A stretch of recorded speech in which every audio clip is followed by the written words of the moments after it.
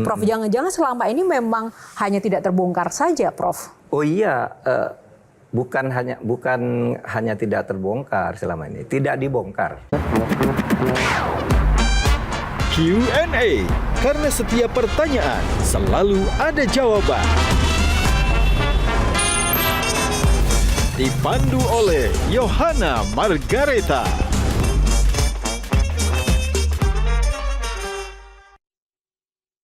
Dipersembahkan oleh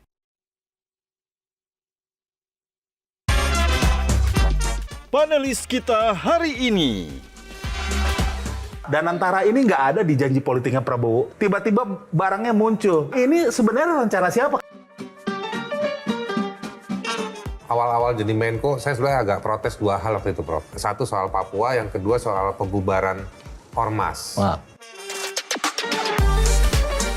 Waktu mundur dari Menko, kekayaan Pak Mahfud berapa? Ada salah satu petinggi negeri bilang, wah ini nih calon-calon presiden nih, anak-anak dari presiden sebelumnya gitu menurut saya. Itu what kind of demokrasi sih? Dia ini menjadi korban dari sebuah persekongkolan untuk diumpankan sekarang. Dia terlibat dalam sebuah mafia. Ini ingin ada yang mengambil alih mafia ini. Ada dugaan yang Pertamina juga begitu.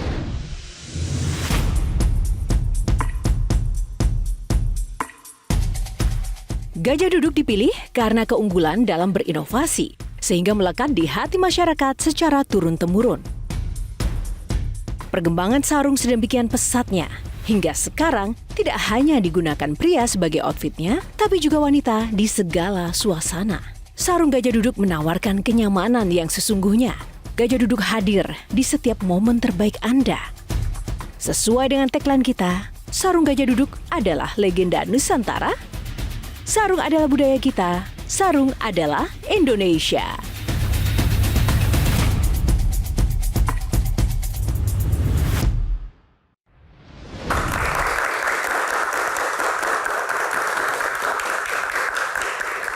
Halo pemirsa, apa kabar? Kembali berjumpa bersama saya Yohana Margareta dalam program spesial Metro TV Q&A. Karena setiap pertanyaan selalu ada jawaban. Terima kasih kepada Anda pemirsa yang sudah setia menonton Q&A. Dan terima kasih juga untuk seluruh penonton yang sudah hadir di studio. Tepuk tangannya mana teman-teman? Dan seperti biasa, setiap malam kami akan hadirkan sosok inspiratif yang istimewa. Sosok ini dikenal sebagai seorang pakar hukum tata negara yang pernah menjabat sebagai Ketua Mahkamah Konstitusi. Keahlian akademis dan juga intelektualnya di bidang hukum dan juga politik membawanya menjadi Menteri Koordinator Politik Hukum dan Keamanan di Kabinet Indonesia Maju periode tahun 2019-2024. Tentunya sosok ini tidak asing lagi bagi Anda mungkin masyarakat Indonesia. Langsung saja kita akan sambut dan juga undang bintang tamu malam ini, Profesor Mahfud MD.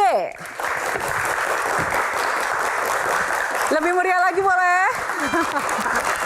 Prof, apa kabar Prof? Sehat? Baik, sehat. Say hi dulu buat pemirsa Q&A, Prof. Halo. Prof, gimana? Sibuk apa? Kayaknya saya sering melihat Prof tuh seliweran di podcast. Udah jadi podcaster sekarang ya, Prof? Ya, punya apa untuk mengkomunikasikan gagasan dan mengadvokasi masyarakat melalui opini. Tapi saya sebenarnya juga di samping itu banyak kuliah di kampus kembali ke tugas asal. Kuliah di kampus, ketemu dengan anak-anak civil society gitu. Ketemu dengan dosen-dosen yang masih punya greget untuk berbicara masalah negara kita ini. Jadi saya banyak berkunjung ke kota-kota di luar Jakarta itu bertemu dengan mereka, kuliah umum dan sebagainya. Tepuk tangan buat Prof. Silakan Prof, langsung saja kita akan berbincang lebih lanjut lagi di Q&A kali ini. Senang sekali bisa berjumpa di ruang Q&A setelah mungkin tahun 2024. Sibuk ya Prof? Iya. Di urusan politik begitu. Nah, tapi kali ini ada aturan mainnya Prof. Sebelum kita membahas ada 9 box, Prof boleh memilih nomor berapa di box yang terpampang ini. Di dalamnya akan ada tema-tema atau topik yang akan kita bahas. Yang pertama box nomor berapa? Nomor 5. Nomor 5. Lagi viral. Itu di media sosial lagi viral kasus-kasus korupsi, Ya. Prof. Apalagi sudah muncul Liga Korupsi. Liga korupsi. Tanggapan Prof gimana? Ya, memang ekspresi kemarahan publik terhadap perkembangan korupsi yang sekarang gejalanya seperti permainan domino aja, muncul ini, ditutup kasus ini, yang ini hilang tidak selesai, tutup ini, dan seterusnya. Ini memang masalah kita, sehingga orang lalu menyebut liga korupsi kan, ini yang tertinggi, yang kedua ini, yang ketiga ini, nanti finalnya seperti apa kita belum tahu juga kan. Nah, ini kan otomatis membuat pertanyaan publik ya, Prof. Jangan-jangan selama ini memang hanya tidak terbongkar saja, Prof. Oh iya, bukan hanya tidak terbongkar selama ini, tidak dibongkar. Sebenarnya dibongkar. gejala itu sudah ada kan, orang sudah tahu semua sejak dulu. Tapi jujur Prof, lebih parah atau enggak pasca 98? Menurut saya lebih parah. Lebih parah? Iya, daripada 98. Kenapa, Prof? Gitu ya, kalau korupsinya ya. Iya, kita di fokus ke bidang lain korupsi mungkin nih. kita bisa bicara lain. Nah, kita lihat dari anunya aja, pas sebelum 98 itu zaman Pak Harto kan, kita kritik dia, kita demo dia sampai jatuh karena KKN. Tapi korupsi di zaman Pak Harto itu terkoordinasi, yang mengkoordinasi Pak Harto sendiri, ya. Jadi dia misalnya APBN itu DPR nggak ikut nawar sampai satuan 3 kan kalau sekarang. Kalau zaman Pak Harto nih undang-undangnya, lalu korupsinya itu diatur di dalam kroninya Pak Harto, iya kan? Sehingga disebut pada waktu itu negara Orde Baru zaman Pak Harto itu disebut negara korporatis. Negara dibuat dalam jaringan Pak Harto, semua diatur. Ada yang korupsi, ada yang diberi hak tertentu. Nah, yang korupsi itu diatur melalui penguasaan terhadap berbagai organisasi-organisasi menjadi sebuah korporatis. Nah, itu dikendalikan oleh Pak Harto. Tapi zaman sekarang ini semua korupsi, bukan hanya eksekutif.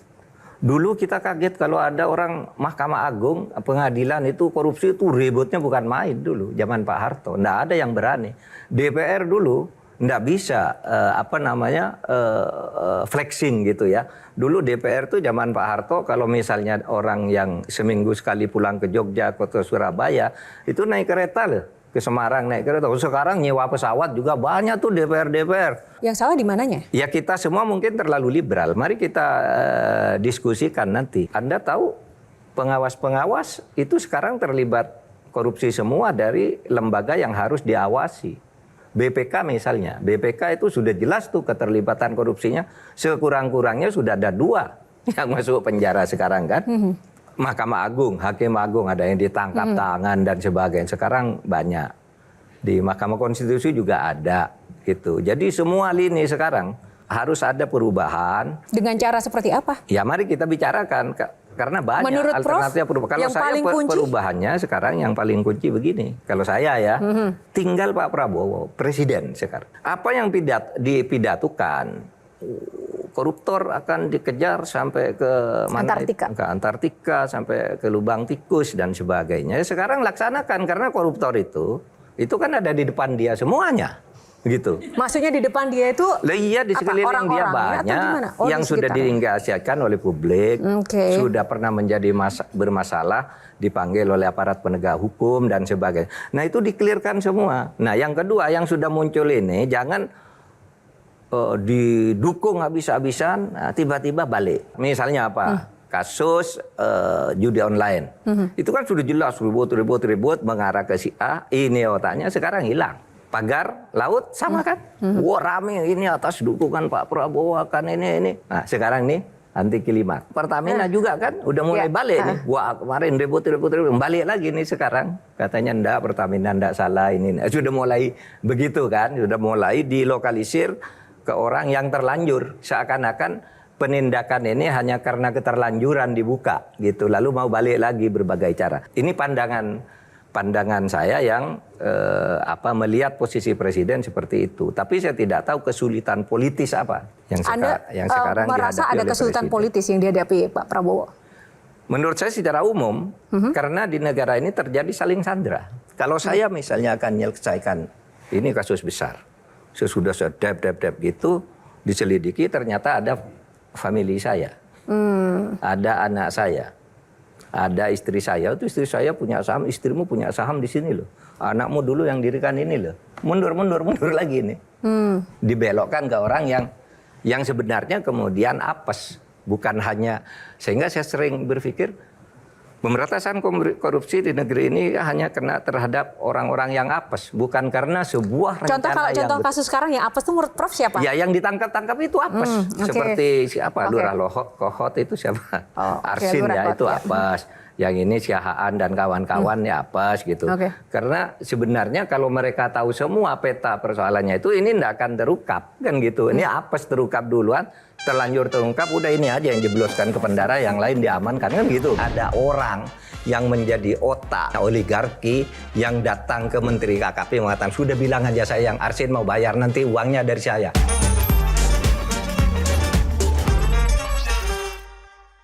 Dipersembahkan oleh Jelajahi cara baru mendapatkan informasi. Download Metro TV Extend sekarang.